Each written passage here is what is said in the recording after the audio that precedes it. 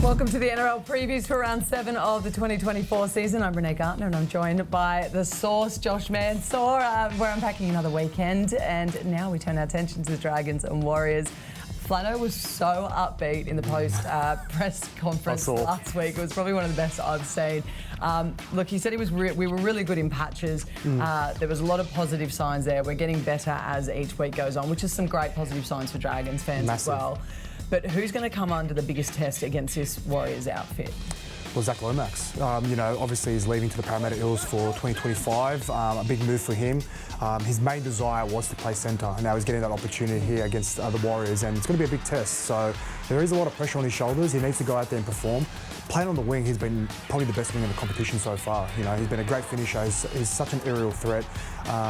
Is his runs going to be affected? Yes, they will be, but I still feel he's going to flourish. He's been one of the most informed players in the competition by far. What about DeBallin and Laurie? They had a lot of mid-game power punch coming into that game. How do you see that changing into this role? Well, I think for those two, they've been massive for the Dragons, particularly in the middle.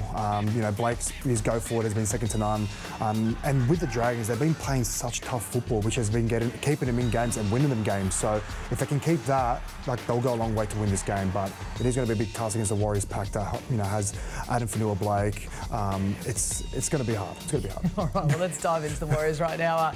We said this was going to be the game of the round against Manly last week, but we didn't call the draw. No, we didn't. The biggest question Andrew Webster sort of has put forward to that side is, why were we 16-0 down? Why did we get beaten to that fast start by Manly? Because the Warriors are quite well known for their fast starts as well too.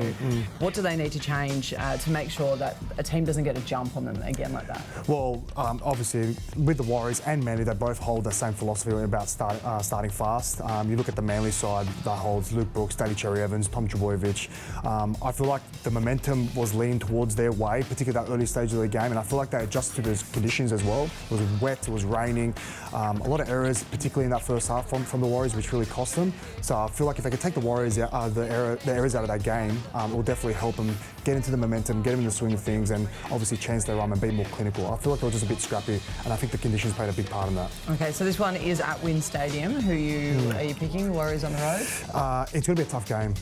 It is going to be a tough game. I think the Dragons have been playing very well lately. Big win last week against the Tigers, but I can't go past the Warriors. I feel like last week especially, they learned a lot out of that game. Yes, they went into Golden Point. Yes, a little bit of fatigue, but I feel like they're a big chance against the Dragons this week. Well, they're still throwing punches by the end of the game in the physical, metaphorical term, I should say. Which was scary. To the line, yeah.